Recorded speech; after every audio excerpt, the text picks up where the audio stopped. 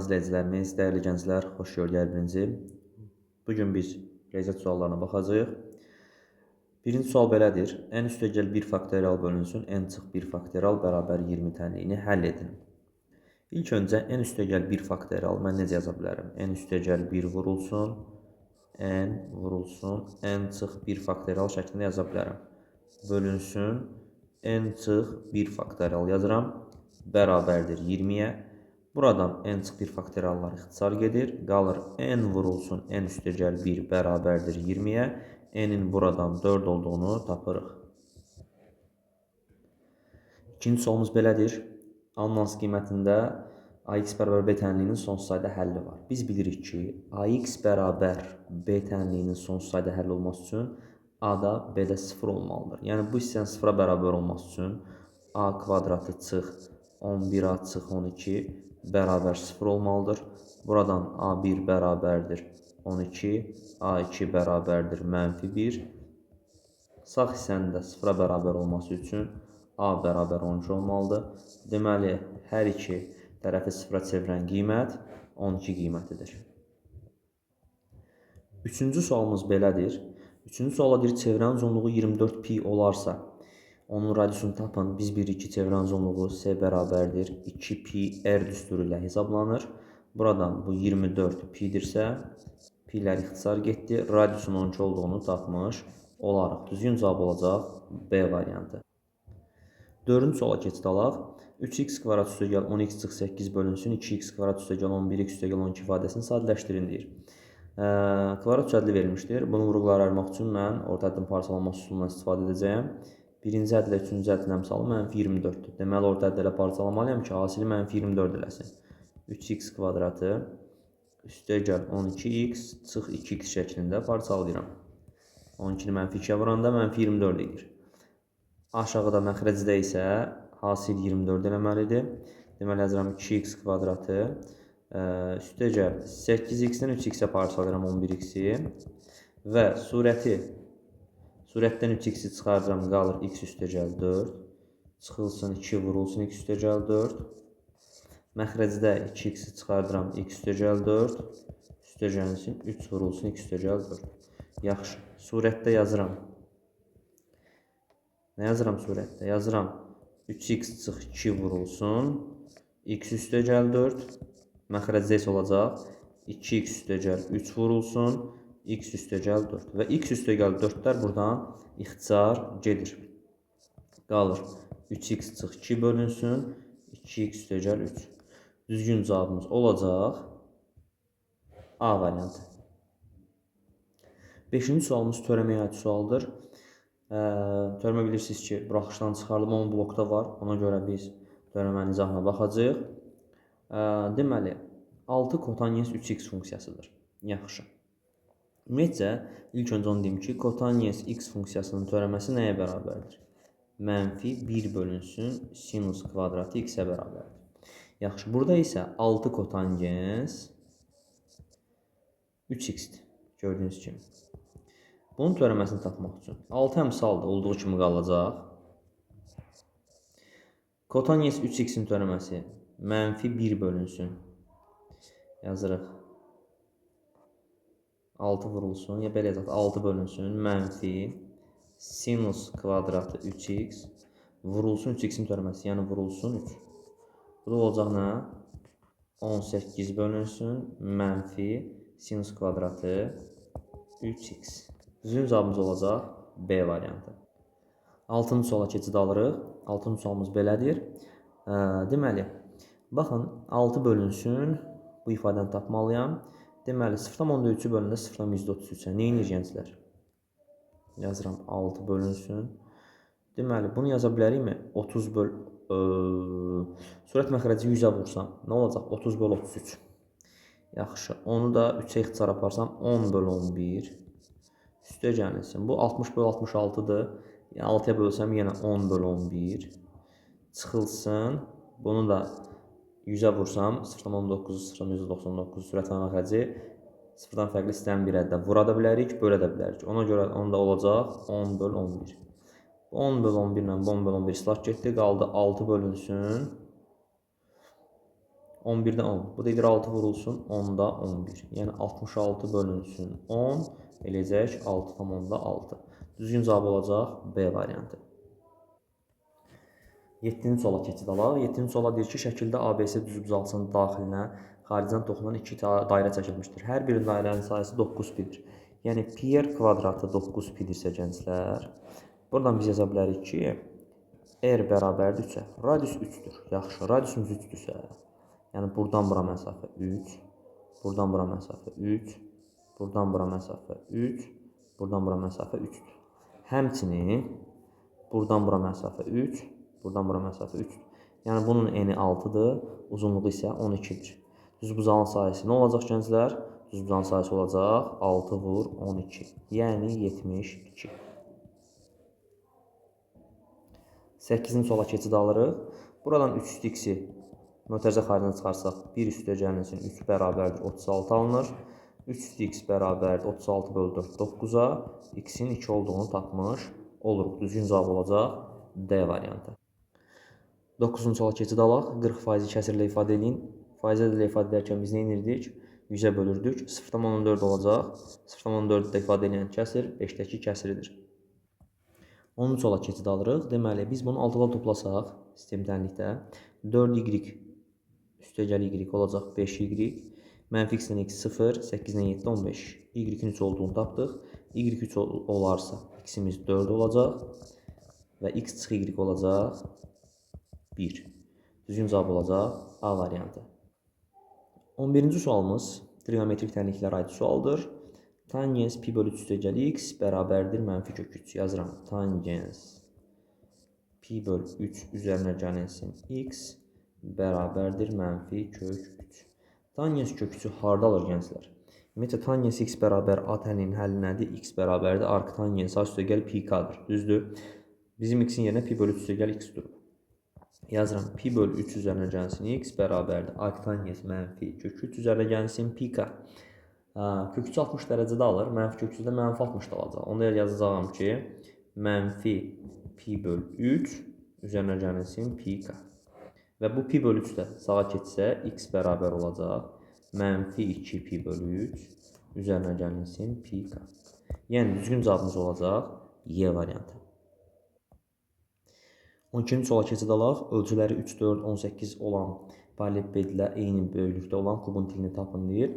İlk öncə bu düzbucaqlı paralellepipedin həcmini tapmalıyam. Bunun üçün deməli, eni uzunluğa vurub hündürlüyə vurmalıyam. Yəni xətt ölçüləri hamısını bir-birinə vurmalıyam. Bu da bizə verəcək 216-nı və bununla eyni böyüklükdə olan kub deyirsə, A kubu bərabərdir 216-ya. A nəyə bərabər olacaq? 6-ya. Deməli, kubun tili 6 cm olduğunu tapmış oluruq. İndi isə 13-cü suala keçid alırıq. Bizə konus verilibdir gənclər.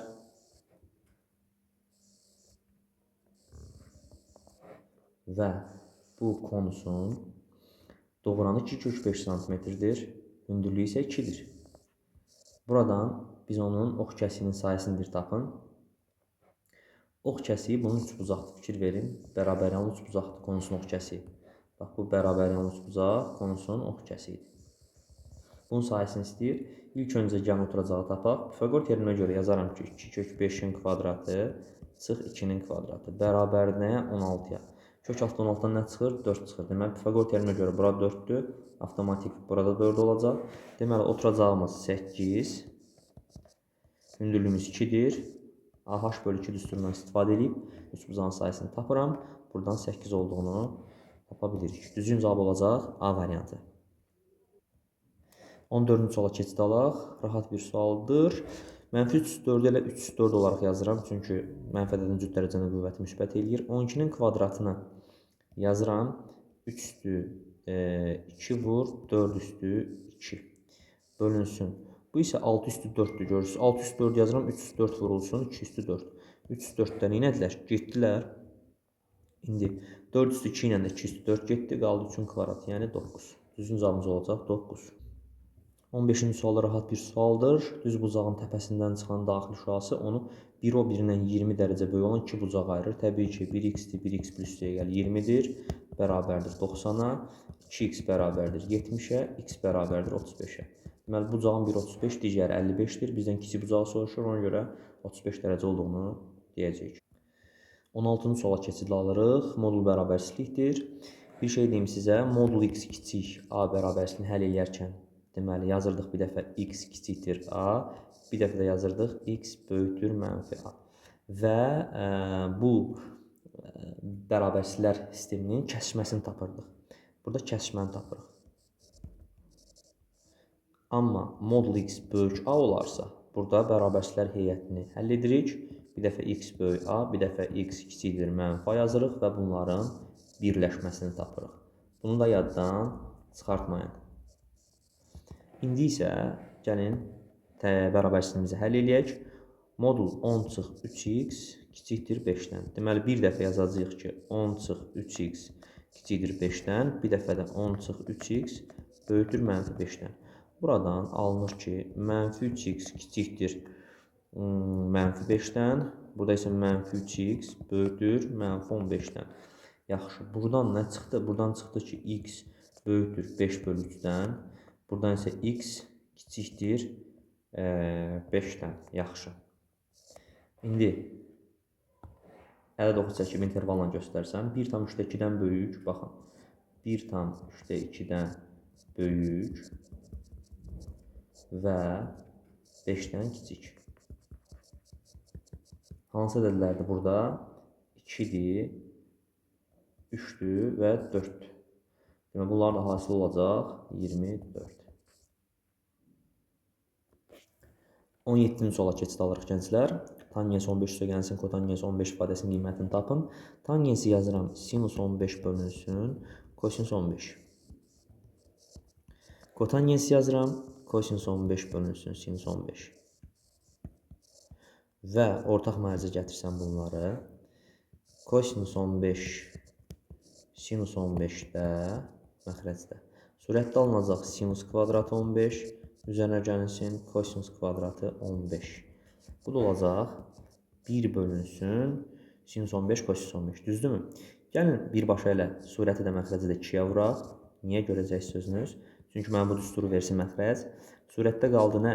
2, məxrəcdə isə qaldı sinus 30 dərəcə. Niyə sinus 30 dərəcə gənclər? Çünki 2 sinus alfa kosinus alfa sinus 2 alfa düsturunu verir. Ona əsasən. Sinus 32-də 1-dir. 2-ni də böləndə 2-də 1-ə olacaq 4. Düzgün cavabımız oldu 4. 18-ci suala keçid alaq. 18-ci sual loqaritma aid sualdır. Əvvəlcə məsələni həll etməmişdən əvvəl onu deyim ki, bax bir şey deyim sizə. A üstü m üstü n ifadəsini A üstü n üstü m yaza bilərəmmi? Yazaram. Təbii ki, yəni qüvvətin qüvvəti qüvvətlər hasilində bərabərdir deyə bunu bu şəkildə yaza bilərəm. Mən də burada nə edəcəm? 4 üstü loqaritma 49/25 üstü loqaritma 4/7 belə yazacağam. 4 üstü loqaritma 4 əsasından 7 üstü loqaritma 49/25-də yazıram 7 əsasından 5. Yəni hər ikisindən kök alıram. 49-dan da 25-dən də. Buradan loqaritma xassəsinə görə baxın. Bunlar getdi qaldı 7. Yəni 7 üstü loqaritma 7 əsasdan 5. Buradan da 7-lər getdi qaldı 5. 19-cu sual maraqlı sual gənclər. Deməli fx və gx funksiyaları verilmişdir. Bunların qrafiklərini qurun deyir. Gördüyünüz ki, modul funksiyası verilmişdir bizə. Mənfi x çıx 3 üstəgəlsin 5 və x çıx 3 çıx 5. Buradan ilk öncə biz modul funksiyasının olduğunu bilirik. Yəni funksiya modul funksiyasıdır və onun təpə nöqtəsinin koordinatlarını rahatlıqla təyin edə bilərik. Yəni x çıx m funksiya bu şəkildədir. Y bərabərdir modul x çıx m plus n şəklində verilmişdir. Deməli m-imiz 3, n-imiz mənfi 5-dir. M-imiz 3, n-imiz mənfi 5-dir. 3 mənfi 5. Biri buradadır və V şəklindədir. Modul funksiyasını bilirsiniz. Digər isə 3, 5-dir. 3, 5 də buradadır. Yaxşı. İndi baxın gənclər. Biz buradan göstərməliyik ki, burada bu 4 bucaqlının sahəsi, yəni burada nə alınır? Romb alınır. Bunun sahəsinin diagonallar hasilinin yarısı olduğuna görə ilk öncə bu nöqtənin deməli koordinatları nə idi onu qeyd edeyim. 3, 5-dir. Bu nöqtənin koordinatları isə -3. Daha doğrusu müsbət 3, mənfi 5-dir. Və buradan bura məsafə nə qədərdir? 10 vahiddir. Yaxşı, buradan bura məsafə 10 vahiddir, amma bu məsafələri bilmirəm. Gəlin funksiyanın çəkmə nöqtələrini tapaq. Görək bu funksiyalar hansı nöqtələri çəkirlər. Ondan sonra bu məsafəni tapa bilərik. Yazırıq ki, mənfi modul x çıx 3 üstəgəl 5 bərabərdir modul x çıx 3 çıx 5-ə.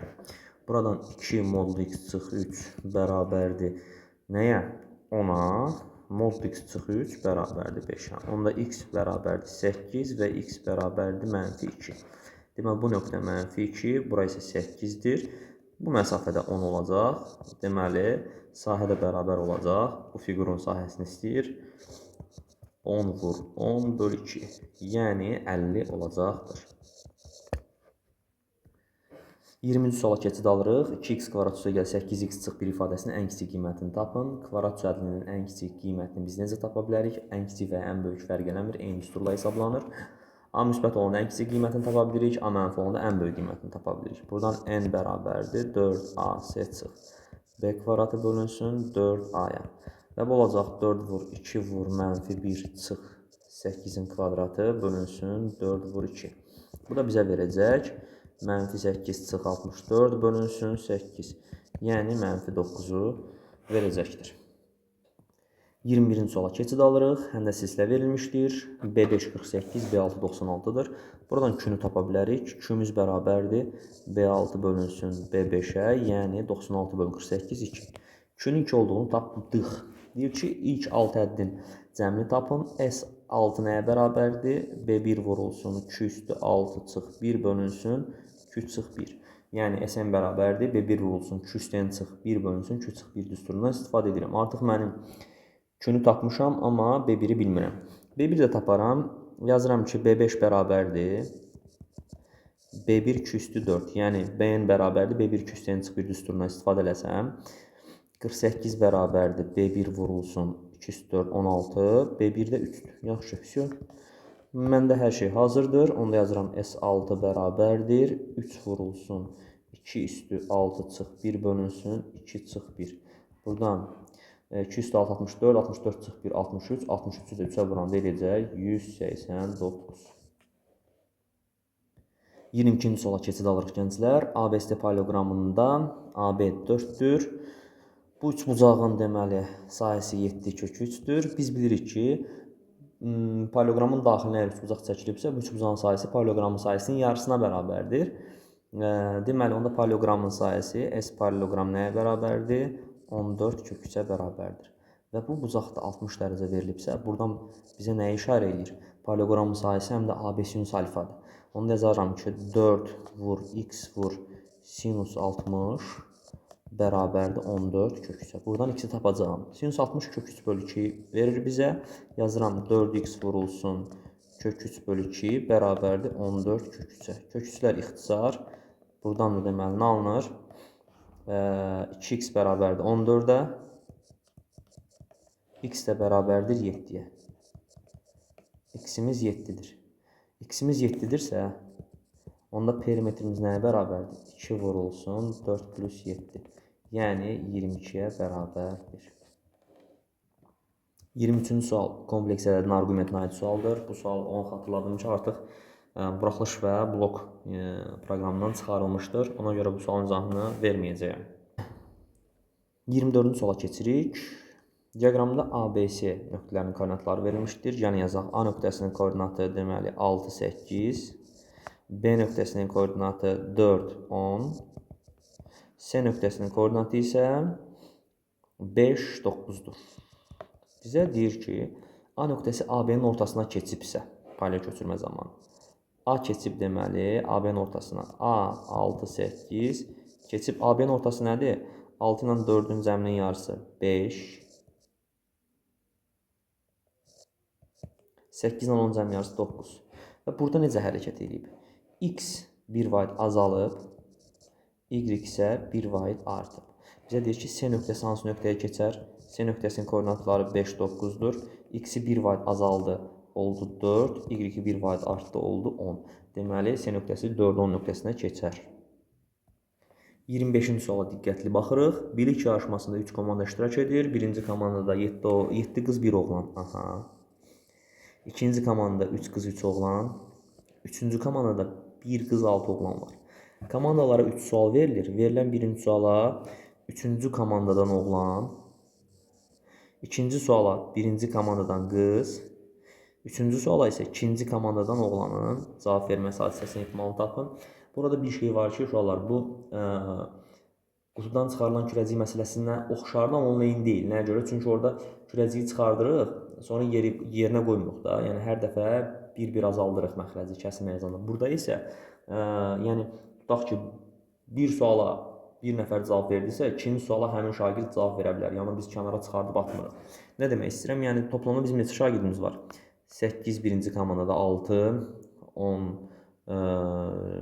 8, 6, 14, 21 dənə adam var. 5 də burada, 21 dənə şagirdimiz var. Deməli, birinci ehtimalımız olacaq 21-dən. Birinci suala cavab verən deməli, 3-cü komandadan oğlan, 3-cü komandada 6 oğlan var. 21-dən 6 vurulsun. İkinci suala 20-dən yox, 21-dən yazıram. Çünki ikinci suala artıq bir nəfər cavab verirsə, o çəkilib qıraqda dayanmır. Yenə o uşaqların içindədir. Ona görə bizdə yəni 21 nəfərin içindən seçirik. Yəni o məsələni qarışdırmayın, onu demək istəyirəm. Deməli, ikinci suala birinci komandadan qız, birinci komandada 7 qız var, 21-dən 7 vurulsun. Üçüncü suala isə ikinci komandadan oğlan, ikinci komandada oğlan 3 oğlan var. 3 vur 20, 7, 21, 21 ilə getdi. 6 ilə 21, 3-ə getdi, 7. Burada qaldı 2. Surətdə qaldı 2, məxrəcdə qaldı 147. Bu qədər gənclər. Rəy və təkliflərinizi, suallarınızı bildirməkdən çəkinməyin. Sizin fikirləriniz mənim üçün çox önəmlidir. Ona görə sizin təkliflərinizi, suallarınızı, rəylərinizi, iradlarınızı gözləyirəm. Diqqətinizə görə çox sağ olun.